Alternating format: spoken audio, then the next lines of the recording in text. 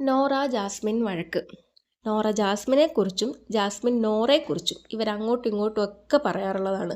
നോറ പബ്ലിക്കായിട്ട് പറഞ്ഞിട്ടുള്ളതാണ് ജാസ്മിനെ ഇഷ്ടമല്ല എന്നുള്ള കാര്യം. അതുകൊണ്ട് തന്നെ നോറ ജാസ്മിൻ്റെ കുറ്റം പലയിടത്തും പോയി പറയുന്നതിൽ ജാസ്മിൻ ബോധേഡ് ആവുന്നത് എന്തിനാന്നുള്ളതാണ്. ഇത് ജാസ്മിൻ ആദ്യമായിട്ടുള്ള അറിവൊന്നുമല്ല.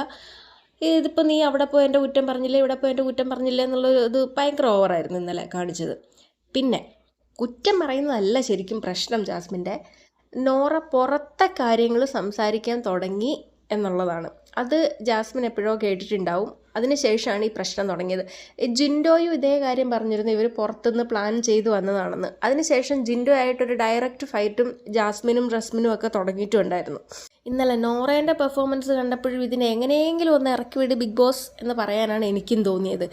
കൺഫെഷൻ റൂമിലേക്ക് കയറുന്നതിന് മുന്നേ വരെ എനിക്ക് വീട്ടിൽ പോണേന്ന് പറഞ്ഞ് കരഞ്ഞുകൊണ്ടിരുന്ന നോറ അതിൻ്റെ ഉള്ളിൽ കയറിയപ്പോൾ മാത്രം അതൊഴിച്ച് ബാക്കി എല്ലാ കാര്യങ്ങളും പറയുന്നുണ്ട്. നോറയ്ക്ക് എങ്ങനെയെങ്കിലും പുറത്ത് നെഗറ്റീവാണോ പോസിറ്റീവാണോ എന്നുള്ള കാര്യം അറിയണം. അതിനായിരുന്നു നോറ അത്രയും കിടന്ന് കാണിച്ചുകൊണ്ടിരുന്നത്. പിന്നെ ഇവർ പുറത്തുനിന്ന് ഇതേപോലെ പ്ലാൻ ചെയ്തിട്ട് വന്നാണ് ഈ ഡ്രാമ കളിക്കുന്നതെങ്കിൽ ചീപ്പ് പരിപാടിയെന്നേ പറയാനായിട്ടുള്ളൂ. നമ്മളാരും മണ്ടന്മാരാ ഈ കണ്ടുകൊണ്ടിരിക്കുന്നവർ? ഇത് വീക്കെൻഡിൽ മോഹൻലാൽ ചോദിക്കണം എന്ന് തന്നെയാണ് എൻ്റെ അഭിപ്രായം. മാത്രമല്ല, ജാസ്മിൻ ഇന്നലെ അച്ഛൻ വിളിച്ചൊരു കാര്യവും കൂടെ പറയുന്നുണ്ടായിരുന്നു. അച്ഛൻ വിളിച്ചത് ജാസ്മിനെ ഇട്ട് പൊരിക്കാൻ വേണ്ടിയിട്ടാണ്, അല്ലാതെ അസുഖത്തിൻ്റെ കാര്യം പറയാൻ വേണ്ടിയല്ല.